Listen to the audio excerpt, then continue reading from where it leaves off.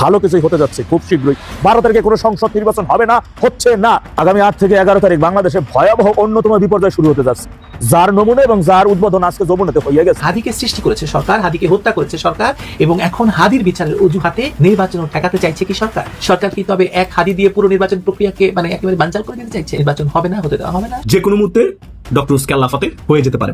12 ফেব্রুয়ারি নির্বাচন হলো, ডক্টর ইউনূসকে আদৌ সেফ এক্সিট পাবে? সেফ এক্সিট যদি পেয়েও থাকে, বিশ্বের যে কোনো দেশে গেলেও যে কোনো কিছু ঘটে যেতে পারে, বা নির্বাচনের আগেও ঘটে যেতে পারে। অলরেডি ওই রকম অ্যাক্টিভিটি করছে ভারত। পালাবি কোথায়? পালানোর সকল রাস্তা বন্ধ। খেলা যে দর্শক কোন লেভেলে চলতেছে তা আজকে আমি এই ভিডিওর মাধ্যমে আপনাদের ক্লিয়ার করব। নির্বাচনের 96 ঘন্টা আগে একটি নতুন তত্ত্বাবধায়ক সরকার গঠন করেন কিনা, নির্বাচন হবে কি হবে না, এই ইউনূসকে পদত্যাগ করানো অত্যন্ত জরুরি। সেই নির্বাচনটিকে বাতিল করে একটি সকলের কাছে গ্রহণযোগ্য তত্ত্বাবধায়ক সরকার গঠন করতে হবে। সেই তত্ত্বাবধায়ক সরকারের অধীনে সকল দলের সম অধিকার নিশ্চিত করে একটি গ্রহণযোগ্য নির্বাচন না করা পর্যন্ত বাংলাদেশ স্থিতিশীল হতে যাচ্ছে না। আসসালামু আলাইকুম রহমতুল্লাহ, সবাই কেমন আছেন? আশা করি সবাই অনেক অনেক ভালো এবং সুস্থ আছেন। সবাইকে স্বাগতম জানাচ্ছি আমাদের আরেক নতুন ভিডিওতে। প্রতিদিনের মতো আমি আপনাদের সিরিয়াত ফারুকি আবারও চলে আসলাম নতুন একটা ভিডিও নিয়ে। দর্শক, আজকের ভিডিও টাইটেল এবং থাম্বনেল দেখে ইতিমধ্যে বুঝতে পেরেছেন আজকের ভিডিওটা কতটা গুরুত্বপূর্ণ হতে চলেছে। দেশে যে রাজনৈতিক চলমান পরিস্থিতি চলতেছে তার ধারাবাহিকতায় আমরা সবসময় চেষ্টা করি খুবই গুরুত্বপূর্ণ কিছু ভিডিও ফুটেজ আপনার মধ্যে তুলে ধরার, যে ভিডিও ফুটেজগুলোর মাধ্যমে অনেক গুরুত্বপূর্ণ তথ্য জানতে পারবেন যে বাংলাদেশের রাজনৈতিক চলমান পরিস্থিতি চলতেছে সে সম্পর্কে। তাই ধারাবাহিকতা আজকের ভিডিওটা, আপনার ভিডিওর শুরুতে বেশ কিছু অংশ বিশেষ দেখে বুঝতে পেরেছেন আজকের ভিডিওটা কতটা গুরুত্বপূর্ণ হতে চলেছে। তো দর্শক, আমরা আর বেশি কথা না বলে মূল আলোচনায় চলে যাচ্ছি। তার আগে আপনাকে বিনীতভাবে অনুরোধ করবো, যারা আমাদের চ্যানেলটিতে এখনো চ্যানেল সাবস্ক্রাইব করে সাথে থাকবেন, যারা ইতিমধ্যে সাবস্ক্রাইব করছেন তাদেরকে অসংখ্য ধন্যবাদ। যারা সাবস্ক্রাইব করেন তাদের উদ্দেশ্যে একটি কথা বলবো, দেখতে থাকুন, দেখতে ভালো লাগবে, ভালোবাসা পদত্যাগ করানো অত্যন্ত জরুরি বাংলাদেশের সাথে বাংলাদেশের ভবিষ্যতের জন্য। সেটি হচ্ছে এই নির্বাচনটিকে বাতিল করে একটি সকলের কাছে গ্রহণযোগ্য তত্ত্বাবধায়ক সরকার গঠন করতে হবে। সেই তত্ত্বাবধায়ক সরকারের অধীনে সকল দলের সম অধিকার নিশ্চিত করে একটি গ্রহণযোগ্য নির্বাচন না করা পর্যন্ত বাংলাদেশ স্থিতিশীল হতে যাচ্ছে না। এই নির্বাচনটি না হওয়ার সম্ভাবনাই বেশি, অথবা এই নির্বাচনটি শেষ মুহূর্তে বানচাল হয়ে যেতে পারে। কারণ সাধারণ জনগণ থেকে শুরু করে বাংলাদেশ নিয়ে যারা ভাবেন, আলোচনা করেন, এবং সবাই ভাবছেন যে এই নির্বাচনটি মূলত বাংলাদেশকে দীর্ঘমেয়াদী কোনো স্বস্তি দেবে না। কারণ যেভাবে এই নির্বাচনটি করবার চেষ্টা করা হচ্ছে, ডক্টর ইউনূস যেভাবে এই নির্বাচনটি প্ল্যান করছেন, সেই নির্বাচনের মাধ্যমে যে সরকার গঠিত হবে সেই সরকার বাংলাদেশের ইতিহাসে সবচেয়ে অস্থিতিশীল সরকার হতে যাচ্ছে। এ ব্যাপারে কোনো সন্দেহ কিন্তু পণ্ডিতদের মাঝে নেই, অর্থাৎ রাজনৈতিক বিশ্লেষকদের মাঝে নেই। ডক্টর ইউনূস দেখুন কি করেছেন। তিনি এই নির্বাচনটিকে সাজিয়েছেন বাংলাদেশের সর্ববৃহৎ রাজনৈতিক দল বাংলাদেশ আওয়ামী লীগকে নির্বাচনী প্রক্রিয়ার সম্পূর্ণ বাইরে রেখে, যেখানে তাদের ন্যূনতম 50% মানুষ, 50 থেকে 60% মানুষ এই দলের সাথে সংযুক্ত, তাদেরকে যখন আপনি বের করে দিলেন, অর্থাৎ ন্যূনতম 50% মানুষ এই নির্বাচনের সাথে সম্পৃক্ত নয়। তাদের নেত্রী কিন্তু সুস্পষ্টভাবে জানিয়ে দিয়েছেন, আওয়ামী লীগ সভানেত্রী সুস্পষ্টভাবে জানিয়ে দিয়েছেন যে আওয়ামী লীগের কোন নেতাকর্মী এবং সমর্থকরা ভোট কেন্দ্রে যাবে না, তারা সম্পূর্ণভাবে বয়কট করবে। এরপরে আসুন ডক্টর ইউনূস আসলে কি করতে যাচ্ছেন এই নির্বাচনের দিনে। আমাদের কাছে যে তথ্যপাত্র আসছে, অত্যন্ত ইউনূসের কাছের লোক থেকে যে তথ্যপাত্রগুলো আমরা পাচ্ছি, সেটি অত্যন্ত ভয়ঙ্কর। ইউনূস তার ক্ষমতায় থাকবার প্রক্রিয়াকে বাড়ানোর জন্য যেটি করতে যাচ্ছে সেটি হচ্ছে হা ভোটকে যে কোনো ভাবে আপনি ভোট দেন বা না দেন, হা ভোট কিন্তু ইতিমধ্যেই জয়ী হয়ে গেছে এবং তারা জয়ী করে ফেলেছেন। অর্থাৎ হাকে জয়ী করা হবে যদি নির্বাচনটি হতে পারে। এবং আরো যেটি ভয়ঙ্কর তথ্য, এবং আমাদের বিএনপির বন্ধুদের জন্য যেটা অত্যন্ত গুরুত্বপূর্ণ, আশা করি তারা এটা বুঝবেন, সেটি হলো যে বাংলাদেশের ইতিহাসে কিন্তু এমনিতেও যে দল সরকারে থেকেছে সেই দল যখন তাদের অধীনে ক্ষমতা নির্বাচন করেছে, সেই নির্বাচনে সরকারি দলের বাইরে বিরোধী দল কখনোই ক্ষমতায় আসেনি। সেই ইতিহাস থেকেও যদি দেখেন, আজকে কিন্তু ডক্টর ইউনূসের ছাতার নিচে মূলত জামাত ক্ষমতায়, জামাত এনসিপি ক্ষমতায়। তো এই প্রক্রিয়ায় যে নির্বাচনটি হবে, যদি হতে পারে 12 ফেব্রুয়ারি নির্বাচনটিতে, সেই নির্বাচনে কোনোভাবেই বিএনপি জয়ী হতে যাচ্ছে না। অর্থাৎ ডক্টর ইউনূস তার মেটিকুলাস ডিজাইন যেটাকে তিনি বলে থাকেন, সেই প্রক্রিয়ার মাধ্যমেই এবং তার উদ্দেশ্যকে বাস্তবায়িত করবার জন্যই, মার্কিনী উদ্দেশ্যকে বাস্তবায়িত করবার জন্যই কিন্তু ইতিমধ্যে তাদের কিন্তু গ্রাউন্ড ওয়ার্ক তারা করে ফেলেছে। দেখুন, বিভিন্ন ইউনিভার্সিটিগুলোতে ছাত্রদেরকে যেভাবে তারা জয়ী করেছে, এই জয়ী প্রক্রিয়াটা কিন্তু স্বচ্ছ ছিল না, সবাই এখন বলছে। এবং কারচুপির মাধ্যমে জয়ী করা হয়েছে এ কারণে, সেটি হলো জনগণকে তৈরি করা জামাতের বিজয়টাকে যাতে জনগণ মেনে নিতে পারে। অতএব ডক্টর ইউনূস যে পরিকল্পনাটি করছে সেটি হচ্ছে খুব সূক্ষ্মভাবে, খুব অত্যন্ত আমেরিকার সাথে কোঅর্ডিনেট করে তার এই পরিকল্পনা করছে। এবং আমরা আরো যেটা ভয়ঙ্কর তথ্য পাচ্ছি, বাংলাদেশ সেনাবাহিনী এই মুহূর্তে দ্বিধা বিভক্ত এবং সেনাবাহিনীর একটা পাওয়ারফুল অংশ এই প্রক্রিয়াকে বাস্তবায়ন করতে যাচ্ছে। অর্থাৎ জামাতের বিজয়কে তারা জামাত এনসিপির বিজয়কে তারা নিশ্চিত করবে ডক্টর ইউনূসের ছায়ায় রেখে। অতএব এখন সমস্যাটা হলো, এই যে নির্বাচন ডক্টর ইউনূসের পরিকল্পনা মাফিক এই নির্বাচনটি মনে করেন হয়ে গেল এবং জামাতকে তারা ক্ষমতায় নিয়ে আসলো। তার যখন একবার ক্ষমতায় নিয়ে আসলে তখন তাকে তো নামানো অনেক কষ্টের ব্যাপার হওয়ার কথা, কিন্তু যে প্রক্রিয়ায় এটি করা হবে তাতে বাংলাদেশ আওয়ামী লীগ এবং বাংলাদেশ বিএনপি সহ যাদের সমর্থকরা এই প্রক্রিয়ার মাধ্যমে ব্যাপকভাবে ক্ষতিগ্রস্ত হবে, তারা কি মনে করেন বসে থাকবে? তারা বসে থাকবে না। অতএব বাংলাদেশ এই নির্বাচনের মাধ্যমে যে স্থিতিশীলতা অর্জন করবার কথা ডক্টর ইউনূস বলছে, সেটি কোনো মতেই যে হতে যাচ্ছে না সেটি সুস্পষ্ট। তাই দেশকে যারা ভালোবাসেন, দেশ নিয়ে যারা সঠিক চিন্তা করেন, এই 16 কোটি মানুষের ভাগ্য নিয়ে যারা ভাবেন, তাদের যেটা করতে হবে সেটি হচ্ছে এই নির্বাচনটিকে বাতিল করে একটি সকলের কাছে গ্রহণযোগ্য তত্ত্বাবধায়ক সরকার গঠন করতে হবে। সেই তত্ত্বাবধায়ক সরকারের অধীনে সকল দলের সম অধিকার নিশ্চিত করে একটি গ্রহণযোগ্য নির্বাচন না করা পর্যন্ত বাংলাদেশ স্থিতিশীল হতে যাচ্ছে না। সো আমাদের প্রিয় দর্শক যারা আমার এই আলোচনাটি শুনছেন, আপনারা একটু চিন্তা করুন এবং দেখুন, বাংলাদেশকে যারা আমরা ভালোবাসি, যারা বাংলাদেশকে স্থিতিশীল দেখতে চাই, যারা বাংলাদেশকে গণতান্ত্রিক রাষ্ট্র হিসেবে দেখতে চাই, যেখানে মানুষের কথা বলার অধিকার থাকবে, যেখানে মানুষের ভোটের অধিকার থাকবে, যেখানে মানুষ তার অধিকার এবং আইনের শাসন থাকবে, এখন এই পরিস্থিতি করবার জন্য একটি নিরপেক্ষ নির্বাচন দরকার, যেটি ডক্টর ইউনূসের বর্তমান যে ইন্টারিম গভর্নমেন্ট সেটির মাধ্যমে হতে যাচ্ছে না। তাই এই সরকার এই ইউনূসকে পদত্যাগ করানো অত্যন্ত জরুরি বাংলাদেশের সাথে, বাংলাদেশের ভবিষ্যতের জন্য। আগামী 8 থেকে 11 তারিখ বাংলাদেশে ভয়াবহ অন্যতম বিপর্যয় শুরু হতে যাচ্ছে। অনেক রক্ত ঝরবে, যার নমুনা এবং যার উদ্বোধন আজকে যমুনাতে হয়ে গেছে। মনে রাখবেন, জঙ্গি হাদিকে হত্যার নির্দেশনা যারা দিছে, আজকে শিবিরের জঙ্গি আম্মারের উপর আক্রমণ নির্দেশও তারা দিছে। এই আক্রমণটা দরকার ছিল আগামীতে এই আন্দোলন প্রসারিত করার জন্য।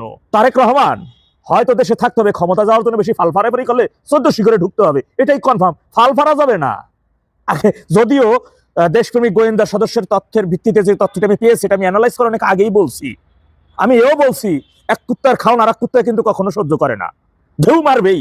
সুতরাং সোজা না, বন্দোবস্ত। মনে রাখবেন, 24-এর 5 আগস্ট কোনো অভ্যুত্থান হয় নাই, জঙ্গি হামলা হয়েছে, একটা নিবিড় সেনা কু ঘটছে ডিপ স্টেটের মারফত। ভাই এখন যে সেনা সদস্য, যে অফিসাররা এটাতে জড়িত, ওয়াকার সহ যারা জড়িত, এরা কি মানে তাদের বাঁচা লাগবে না? তাদের বাঁচতে হলে ডেভিড ইউনূসকে রাষ্ট্রপতি বানাইতে হবে। তাদের বাঁচতে হলে অবশ্যই সাদা শকুনকে প্রধানমন্ত্রী বানাইতে হবে। এছাড়া কোনো পথ খালি নাই। আসেন, গুরুত্বপূর্ণ তথ্য, বিশ্বাস অবিশ্বাস আপনাদের বিষয়, আমার এটা নিয়ে কোনো হেডিক নাই। বিএনপির ভোট বর্জন ছাড়া আর কোনো উপায় নাই। রাজধানী সহ সারা দেশে নির্বাচনের প্রেক্ষাপট দিন দিন ভয়াবহ রূপ নিচ্ছে। পরিস্থিতি ক্রমেই উত্তপ্ত ও অস্বাভাবিক হয়ে উঠছে।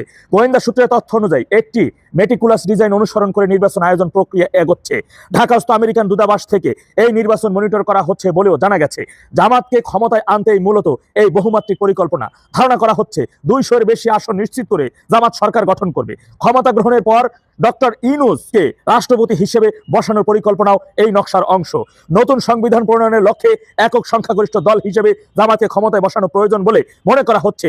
ইউনূস সরকারের আমলে গৃহীত ও প্রস্তাবিত বিভিন্ন আইন সংস্কার, সেনাবাহিনী, পুলিশ বাহিনী ও সিভিল প্রশাসনকে দায় মুক্তি দেওয়ার জন্য সংসদে বিল আকারে আইন পাস করতে হলে 2/3 মেজরিটি অপরিহার্য। এই কারণে এত বড় সংখ্যাগরিষ্ঠতার টার্গেট নির্ধারণ করা হয়েছে। সেনাবাহিনীর বিভিন্ন ক্যান্টনমেন্টে দায়িত্বপ্রাপ্ত জিওসিরা যারা মেজর জেনারেল পদমর্যাদার নিজ নিজ এলাকায় জামাতকে জয়ী করার আলাদা আলাদা ডিজাইন তৈরি করে রেখেছেন বলেও সেনা সূত্রে দাবি করা হচ্ছে। আরো ভয়াবহ অভিযোগ হলো, ছাপাখানা থেকে প্রায় 2 কোটি ব্যালট পেপার গোপনে বিভিন্ন মাদ্রাসা কেন্দ্রিক ভোট কেন্দ্রে পাঠানো হয়েছে। ভোটার উপস্থিতি না থাকলেও ভোটের বাক্স ভরে থাকবে, এমন কথা প্রকাশ্যে উচ্চারিত হচ্ছে। জামাতের শীর্ষ এক নেতা আলাপচারিতায় জানিয়েছে, আমেরিকান দূতাবাসের সঙ্গে সমন্বয় করে জামাত ও সেনাবাহিনী একযোগে কাজ করছে। সব মিলিয়ে প্রায় 2 শতাধিক আসনে টার্গেট নিয়ে মাঠে নেমেছে জামাত। এই বাস্তবতার বিএনপির সামনে ভোট বর্জন ছাড়া আর কোনো সম্মানজনক ও কার্যকর পথ খোলা নেই, এমনটাই মনে করছেন সংশ্লিষ্ট পর্যবেক্ষকরা। মনে রাখবেন, গলা ফাটাইয়া কেন চিল্লাইতেছি, অবশিষ্ট বাংলাদেশে এখন যা একটু অবশিষ্ট যা আছে, এইটা রক্ষার জন্য যদি 12 তারিখের আগে বিএনপি ভোটটা বর্জন করতো, তাহলে একটু হইলেও সেইখান থেকে উদ্ধার হইতো। কিন্তু আমি জানি না, তারা তো বারবার ওদের পাতানো ফাঁদে পা দিতেছে, পাশা মারা খাইতেছে, কিন্তু ওরা তারপরে হুশ আসতেছে না। কেন হুশ আসতেছে না? মানে ক্ষমতার লোভ তো, মব সন্ত্রাসীদের কম করে নাই হেরা, ঠিক আছে, এইখান থেকে ওই যে ক্ষমতা, কিন্তু সম্ভব না। সূত্রের মারফত আমি একটা বিশ্বস্ত সূত্রে যত তথ্য বিশ্বস্ত সূত্রের মাধ্যমে আমি আপনাদেরকে এর মধ্যে জানাইছি, আগে বলছি এখনো বলছি, 12 তারিখে কোনো সংসদ নির্বাচন হবে না, হচ্ছে না। 12 তারিখে রাষ্ট্রপতি নির্বাচন, গণভোটের নির্বাচন। এবার আসেন আওয়ামী লীগের নেতাকর্মীরা যারা বলবেন এখন আওয়ামী লীগের করণীয় কি বা আওয়ামী লীগ কি করতে যাচ্ছে, বিদেশে বসে থাকা যে সকল সিনিয়র নেতাগণে রয়েছেন, 2 হাত ধরে অনুরোধ করে বিনয়ের সাথে বলতেছি, কার সাথে কোথায় কি মিটিং হইতেছে, কোন তারিখে কোন ঘোষণা আসতেছে, এইগুলো আগে ভাবে পাবলিশ করে না। বাড়ির ভিতরে কয়টা কথা রাখলে মানে আপনার অতিরিক্ত বদ হজম হবে না, অ্যাসিডিটি হয়ে যায় না, আমি জানি। মানে আবাজাবা উপর্যুপুরি খাইলে বদ হজম হয়, এছাড়া কিন্তু বদ হজম হয় না। দয়া করে ফ্যাটের মধ্যে কিছু কথা রাখে। নেত্রীর এই মুহূর্তে আমাদের নেতৃত্বের নির্দেশনা নো ভোট। আমরা আপাতত ঘরে বসে সেই জিনিসটা দেখতে থাকি, শুধু দেখতে থাকি। কিন্তু শুধু দেখলেই হবে না, অবশ্যই লগি বৈঠক এবং সরকি, অনেক জায়গায় আমার এলাকায় বলা হয় ফুলকুচি, রেডি রাখতে হবে। সর্বোচ্চ প্রস্তুতি নিয়ে নিজেদের মধ্যে ঐক্যবদ্ধ যে নির্দেশনা শুধু সেখানে থাকতে হবে। কখন ডাক দেয় কোথায় যাইতে হবে সেখানে আমরা শুধু হট করে চলে যাবো। ওই ডাক দেওয়ার সাথে সাথে যে কোথায় কি আছে, লগি বৈঠক কোথায় আছে খুঁজতে যাওয়ার সময় নেই। প্রস্তুত রাখতে হবে নিজেদের মধ্যে এবং আপাতত খিস খেয়ে থাকেন, চোখ কান খোলা রেখে আপাতত খিস খেয়ে থাকেন। ভালো কিছুই হতে যাচ্ছে খুব শীঘ্রই। আওয়ামী লীগের লক্ষ্য ক্ষমতা যাওয়ার জন্য না, আওয়ামী লীগের লক্ষ্য মানচিত্র সার্বভৌমত্ব রক্ষা করা, দেশদ্রোহী জঙ্গি জামাতিদের হাত থেকে, ডেভিল ইনুসগঞ্জের হাত থেকে বাংলাদেশকে রক্ষা করা। এখানেই শুধু পার্থক্য বিএনপি এবং আওয়ামী লীগের মধ্যে। বিএনপি মাপ তৈরি করে যেভাবে ক্ষমতায় যাবে, বাংলাদেশ কোথায় গেল না গেল ওইটা দেখার বিষয় না, কিন্তু আমাদের ক্ষমতা যাওয়ার জন্য না। আমাদের মূল লক্ষ্য এবং উদ্দেশ্য একটাই, এই দেশ থেকে স্বাধীনতা বিরোধী জুলাই জঙ্গি ডেভিল ইনুসগঞ্জদেরকে এই দেশের মানচিত্রের মধ্যে একেবারে সারা জীবনের জন্য অক্সিজেন বন্ধ করে দেওয়া। সুতরাং সেইভাবেই প্রস্তুতি থাকতে হবে ভাইয়ের। খেলা যে দর্শক কোন লেভেলে চলতেছে তা আজকে আমি এই ভিডিওর মাধ্যমে আপনাদের ক্লিয়ার করব। অনেক গুরুত্বপূর্ণ ইনফরমেশন দেবো। ভিডিওটা একটু বড় হলেও প্লিজ একটু মনোযোগ দিয়ে দেখবেন। আমি সাধারণত কাউকে রিকোয়েস্ট করি না, বাট আজকে রিকোয়েস্ট করলাম একটু মনোযোগ দিয়ে দেখবেন। দেখুন, হাদি হত্যা শিকার হয়েছে 12 ডিসেম্বর এবং ফয়সাল করিম ও আলমগীর শেখ নামে 2 জনকে অভিযুক্ত করা হয়েছে, যেই 2 জন হত্যাকাণ্ডের পরপরই ভারতে পালিয়ে গিয়েছে। পুলিশের তদন্তে আমরা জানতে পারলাম যে ভারতে অবস্থানরত আওয়ামী লীগের পলাতক কিছু নেতা এর সঙ্গে জড়িত। কিন্তু প্রশ্ন হচ্ছে, যদি আওয়ামী লীগ কাউকে মারতেই চায়, সেটা হাদি কেন? জুলাইয়ের আগে আমরা হাদিকে কয়জনে চিনতাম? নাহিদ না কেন, হাসনাত না কেন? এরা তো আওয়ামী লীগের আরো বড় টার্গেট হওয়া উচিত। হাদি কেন? হাদিকে ফয়সাল করিম মেরেছে কোনো সন্দেহ নেই, কিন্তু ফয়সাল করিম কার কথায় মেরেছে? কে সেই ব্যক্তি? সে কি আওয়ামী লীগ নাকি অন্য কেউ, যে হাদি মারা গেলে যার সবচেয়ে লাভ হয়? এবং ফয়সাল করিমের কাছে যে 218 কোটি টাকার চেক পাওয়া গিয়েছে, সেই চেক কেন ফয়সাল করিম ক্যাশ করতে পারলো না? একটা লোককে মারতে কি 218 কোটি টাকা লাগে? 218 কোটি টাকা দিয়ে তো সিঙ্গাপুর থেকে আরো ভালো ভালো শুটার আনা যায়। এই 218 কোটি টাকা দিয়ে তো আরো অনেকজনকে মারা যায়। এই সব রহস্যের সমাধান হয়তো কখনোই হবে না। কিন্তু এখন প্রশ্ন হচ্ছে যে হঠাৎ করে এই হাদির বিচারের দাবিতে কেন আজকে এই ইনকিলাব মঞ্চ যমুনার সামনে আসলো? দেখুন, ইউনূস সরকার হাদি হত্যাকাণ্ডের বিচারের জন্য যা যা করার দরকার করেছে। শুটার ফয়সাল করিম ভারতে পালিয়ে গিয়েছে, ভারত স্বীকারই করতেছে না যে পালাইছে। এখন ইউনূস কি করবে? ইউনূস কি ভারতের সঙ্গে যুদ্ধ করবে? পারবে না তো। শেখ হাসিনার বিচার এত তড়িৎ গতিতে হয়েছে, তারপরেও 1 বছর 1 মাসের মতো সময় লাগছে রায় ঘোষণা করতে। একটা প্রসেস তো আছে। তারপরেও এই হাদি হত্যাকাণ্ডের বিচারের দাবিতে দিনের পর দিন তারা শাহবাগ দখল করে রেখেছে, সরকার কিচ্ছু বলে নেই। আরে বাংলাদেশে তো আরো অনেক খুন হয় না? যার যা সে বোঝে। হাদি মারা গেছে, হাদির পরিবার কষ্ট পায়, অন্য মারা গেলে তার পরিবার কষ্ট পায় না? পায় তো। এখন যখন হাদির ভাইকে স্কিল্ড ওয়ার্কার না হওয়া সত্ত্বেও তাকে যুক্তরাজ্যের বার্মিংহাম দূতাবাসে চাকরি দিয়ে পাঠালো, হাদির বউকে 1 কোটি টাকা ক্যাশ আর 1 কোটি টাকার ফ্ল্যাট দিল, তখন তারা বলে নাই যে আমরা ফ্ল্যাট নিব না, আমরা বিচার চাই। সেটা তো বলে নেই, নিয়েছে কিন্তু। এখন এই যে যমুনা ঘেরাও, নির্বাচনের আর মাত্র 5 দিন বাকি আছে, এখন কি যমুনা ঘেরাও করার সময়? ইউনূস সরকার কি করতে পারতো বলেন? খুনি পালিয়ে গেছে ভারতে, ইউনূস সরকার সেই খুনির বাবা মা স্ত্রী প্রেমিকা সহ 14 গোষ্ঠীকে জেলে ভরে রেখেছে। ইনকিলাব মঞ্চ বলতেছে আমরা বিচার চাই, কিন্তু কোন প্রক্রিয়া বিচার চাই সেটা কিন্তু বলতেছে না। পরে বললো আমরা চাই জাতিসংঘ হিউম্যান রাইটস কাউন্সিল তদন্ত করে দেখুক। ইউনূস সরকার বলল ঠিক আছে বাবা, আজকে শুক্রবার, কালকে শনিবার, রবিবার অফিস খুলুক, তখন আমরা আনুষ্ঠানিকভাবে জাতিসংঘের কাছে চিঠি লিখবো। আপনি রবিবার পর্যন্ত সময় দিবেন না? সময় দেয় নাই কিন্তু। সেই হাদি মারা গেল, হাদি মারা যাওয়ার পরে বেগম জিয়া মারা গেল, ইরানে সরকার বিরোধী আন্দোলনে বহু লোক মারা গেল, ভেনেজুয়েলা থেকে মাদুরাকে ট্রাম্প অ্যারেস্ট করে নিয়ে গেল, গঙ্গায় কত পানি গড়ালো, তারপরও হাদি প্রাসঙ্গিক আছে এবং থাকা উচিত। হাদি হচ্ছে বিপ্লবী, এবং হাদির জানা যায় যেভাবে মানুষ হয়েছে তাতে বোঝা গিয়েছে মানুষ হাদিকে কত ভালোবাসত। এবং জুলাই হত্যাকাণ্ডের কারণে তো আওয়ামী লীগ রাজনীতি থেকে একেবারে অপ্রাসঙ্গিক হয়ে গিয়েছেই। হাদির মৃত্যুতে অভিযুক্ত হওয়ার পর আওয়ামী লীগ রাজনীতি থেকে আরো অপ্রাসঙ্গিক হয়ে পড়ল। এখন সেই ইনকিলাব মঞ্চ যমুনার সামনে আন্দোলন করে, যখন নির্বাচনের মাত্র 5 দিন বাকি। এখন আপনারাই বলেন যে ইউনূস সরকারের আর কি করার আছে বলেন আপনি? তারা কি করতে পারে? কিছুই করতে পারে না। এটা কি ইনকিলাব মঞ্চ জানে না? নিশ্চয়ই জানে। তাহলে প্রশ্ন হচ্ছে যে জেনে শুনেও তারা কেন আজকে এই যমুনা অবরোধ করতে গেল? তারা হোটেল ইন্টারকন্টিনেন্টালের সামনে ছিল, সেখান থেকে উঠছে, উইঠা যমুনা দিকে রওনা করছে, পুলিশ বাধা দেয় নাই। যখন তারা একদম যমুনার মেইন গেট, সেই গেট খুলে ইউনূসকে তারা ঘেরাও করবে, এটা কি মেনে নেওয়া যায়? তবে এটাও নিন্দনীয় যে পুলিশ অনেক বাড়াবাড়ি করে ফেলেছে, পুলিশ অনেক খারাপ অঙ্গভঙ্গি করেছে, আবার বলে আয় আয় হাদিল্লাস দিমু, এগুলো কিন্তু উচিত হয়নি। এদেরকে থামানোর জন্য আর কি করার আছে আপনি আমাকে বলেন। এখন সে কি প্রশ্ন, এটা কি ইনকিলাব মঞ্চ জানে না যে ইউনূস সরকারের কিছু করার নাই? যেখানে খুনি ভারতে পলাতক, ভারত স্বীকার করতেছে না, খুনির বাপ মা 14 গোষ্ঠীরে জেলে ভরে রাখছে, সেখানে আর কি করার আছে? তো এই ইনকিলাব মঞ্চের ডক্টর ইউনূসের বাসভবন যমুনা ঘেরাও করার কারণটাও কিন্তু অনেক গভীর। আপনি খেয়াল করলে দেখবেন যে ইনকিলাব মঞ্চ কিন্তু জামাত ইসলামেরই আরেকটা অঙ্গ সংগঠন। আমরা দেখেছি অতীতে যে জামাত ইসলাম বা ছাত্র শিবির যখন কোনো কথা বলতে পারতো না, তখন তারা এটা ইনকিলাব মঞ্চ দিয়ে বলাতো, এবং ইনকিলাব মঞ্চের বিভিন্ন প্রোগ্রামে কিন্তু টাকা পয়সা দিত কারা? গণজাগরণ মঞ্চ চালাতে পয়সা লাগতো, ইনকিলাব মঞ্চে কি পয়সা লাগতো না? গণজাগরণ মঞ্চ তো অনেক লাগতো, ইনকিলাব মঞ্চে অল্প লাগতো, বাট লাগতো তো।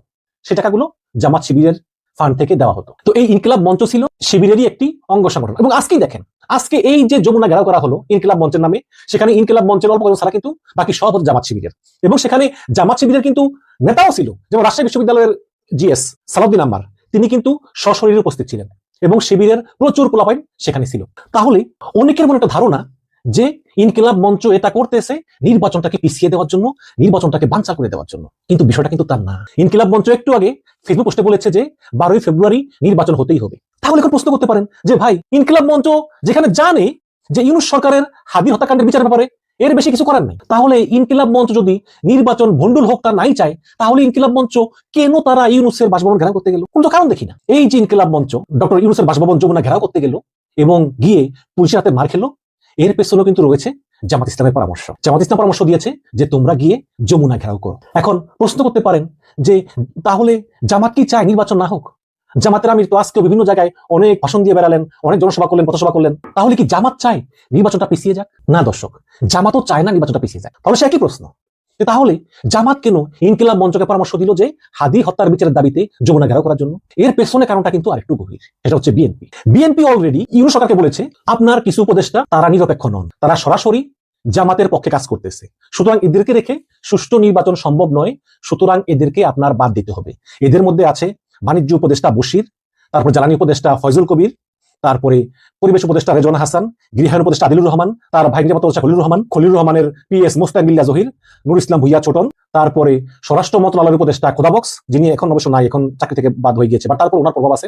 তো এদেরকে নির্বাচনের অন্তত 96 ঘন্টা আগে এই উপদেষ্টাদেরকে পদত্যাগ করতে বলা হবে, অথবা পদত্যাগ না করলেও এদেরকে এক প্রকার গৃহবন্দী করে রাখা হবে, যাতে তারা নির্বাচনে প্রভাব বিস্তার করতে না পারে। কাজে আপনি ডক্টর ইউনূস, আসিফ নজরুল, স্বরাষ্ট্র উপদেষ্টা লেফটেন্যান্ট জেনারেল জাহাঙ্গীর, মোস্তফা সরোয়ার ফারুকী সহ এরা থাকতে পারবে, সমস্যা নেই, বা অর্থ উপদেষ্টা সালাউদ্দিন আহমেদ এরা থাকতে পারবে, কিন্তু এই কয়জন থাকতে পারবে না। এখন হয়তো আপনি ইউনূস বলতে পারেন যে আমি তাহলে এই অল্প কয়জন উপদেষ্টা নিয়ে চলবো কিভাবে? সেই সমাধানও কিন্তু বিএনপি দিয়ে দিয়েছে। বিএনপি বলেছে যে যদি আপনার এই অল্প কয়েকদিনের জন্য উপদেষ্টা দরকার হয়, তাহলে অধ্যাপক রহমান সোবাকে নিতে পারেন, সুলতানা কামালকে নিতে পারেন, অর্থনীতিবিদ সাবেক উপদেষ্টা হোসেন জিলুর রহমানকে নিতে পারেন, এইরকম আপনি নিতে পারেন। কিন্তু এই কয়জন উপদেষ্টাকে আপনার বাদ দিতেই হবে, কারণ এরা জামাতের পক্ষে কাজ করতেছে। তো এই কথা তো অবশ্যই জামাতের কানে গেছে, কিন্তু পক্ষান্তরে জামাত ইসলাম মনে করে যে এই কয়জন উপদেষ্টা আসলে নিরপেক্ষ এবং এদের কারণেই বিএনপি সরকারের উপর ব্যবস্থা করে নির্বাচনে সুবিধা নিতে পারতেছে না। এই কারণে বিএনপি ইচ্ছাকৃতভাবেই এই উপদেষ্টাদের উপর জামাতের ট্যাগ লাগিয়ে দিয়েছে। তো এই যখন অবস্থা, তখন জামাত চিন্তা করলো যে বিএনপি যেই সকল উপদেষ্টাদের বিরুদ্ধে অভিযোগ এনেছে এবং ইউনূসকে চাপ দিচ্ছে তাদেরকে পদত্যাগ করিয়ে দেওয়ার জন্য, যাতে এটা ইউনূস করতে না পারে, এর জন্য ইউনূসকে অন্যভাবে চাপ দিতে হবে। তখনই এই ইনকিলাব মঞ্চকে পাঠানো হলো যমুনার সামনে হাদি হত্যার বিচারের দাবিতে, এবং সেখান থেকে তারা চলে এলো শাহবাগে। শাহবাগে কিন্তু তারা করলো। এবং একটা জিনিস বলে রাখি, এটা হচ্ছে যে বর্তমান সরকারের উপদেষ্টারা কিন্তু তীব্রভাবে দ্বিধাবিভক্ত। এক গ্রুপে আছে ফয়জুল কবির, রেজওয়ানা হাসান, আদিলুর রহমান, খলিলুর রহমান ইত্যাদি। আরেক গ্রুপে আছে তৌহিদ হাসান, আসিফ নজরুল, সালাউদ্দিন আহমেদ, মোস্তফা সরোয়ার ফারুকী। কাজেই এই ইউনূস সরকারের উপদেষ্টারা পুরো এটা দুইটা ভাগে বিভক্ত, এবং এর সুযোগ নিচ্ছে কিন্তু এই বিএনপি জামাত, এই দুই দলই, এবং উভয় দলই চায় সরকারের উপর প্রভাব বিস্তার করার জন্য যে যেভাবে পারে। তো সেই প্রভাব বিস্তারের উদাহরণই হচ্ছে যে বিএনপি চায় এই সকল উপদেষ্টাদেরকে পদত্যাগ করতে বাধ্য করা, ভোটের আগেই এইসব উপদেষ্টাদের ভোটের অন্তত 96 ঘন্টা আগেই পদত্যাগে বাধ্য করা, এবং বাধ্য করে নতুন কজন উপদেষ্টা নিয়োগ দেওয়া। এবং সুপারিশও করেছেন যে অধ্যাপক রহমান সোবাহান, সুলতানা কামাল, হোসেন জিল্লুর লাগলে নিতে পারে, এটা বিএনপির সুপারিশ। আর জামাতের কথা হচ্ছে যে না, সরকার যেভাবে আছে এভাবেই থাকবে এবং এই সরকারই একটি সুষ্ঠু নির্বাচন করবে। কাজেই ডক্টর ইউনূস যাতে বিএনপির কথা মেনে এই অভিযুক্ত উপদেষ্টাদেরকে বাদ দিতে না পারে, এর জন্যই জামাত ইসলাম ইনকিলাব মঞ্চকে দিয়ে এই যমুনা ঘেরাও করে দিনভর একদম একটা পুরো একটা পরিস্থিতিকে গরম করে, যেখানে নির্বাচনের 5 দিন বাকি, যেখানে আলাপ আলোচনা সংবাদ সব হওয়া উচিত নির্বাচন কেন্দ্রিক, সেখানে সেটা না করে পুরো সারাটা দিন ধরে এই খবরই চললো যে ইনকিলাব মঞ্চের উপর পুলিশ মারধর করেছে। জামাত মনে করতেছে যে পুলিশ যতই মারধর করবে ইনকিলাব মঞ্চের উপর, ততই জনগণের সিম্পিতিটা বাড়বে ইনকিলাব মঞ্চের উপর। এবং এই ইনকিলাব মঞ্চ এবং জামাত ইসলাম তারা কিন্তু একে অন্যের সমর্থক এবং একে অন্যের সহযোগী। তো এই কারণেই এই পরিস্থিতি। তবে দর্শক, আমি এখনো জানি না ডক্টর ইউনূস আসলে এই ফয়জুল কবির, রেজওয়ানা হাসান, আদিলুর রহমান, মোস্তাক জহির বিল্লাহ এদেরকে আসলেই বাদ দিবেন কিনা আমি এখনো জানি না। নির্বাচনের 96 ঘন্টা আগে একটি নতুন তত্ত্বাবধায়ক সরকার গঠন করেন কিনা সেটা দেখার জন্য আমাদেরকে আরো অপেক্ষা করতে হবে। তবে একটা কথা বলে রাখি, সামনের 5টা দিন কিন্তু সবচেয়ে গুরুত্বপূর্ণ। এই 5টা দিনে অনেক কিছু ঘটবে। নির্বাচন হবে কি হবে না, হলে কি হবে, আবার হলে কোন দল কি পরিমাণ প্রভাব বিস্তার করবে, এই সব তো প্রিয় দর্শকের বিষয় নিয়ে আপনার মূল্যবান মতামত অবশ্যই কমেন্ট করে জানাতে বলবেন না। ধন্যবাদ সবাইকে, ভালো থাকুন, সুস্থ থাকুন, আমাদের চ্যানেলের সাথে থাকুন সাবস্ক্রাইব করে। এতক্ষণ সাথে থাকার জন্য সবাইকে অসংখ্য ধন্যবাদ। দেখা কোনো ভিডিওতে, ততক্ষণ পর্যন্ত আমাদের চ্যানেলের সাথে থাকুন।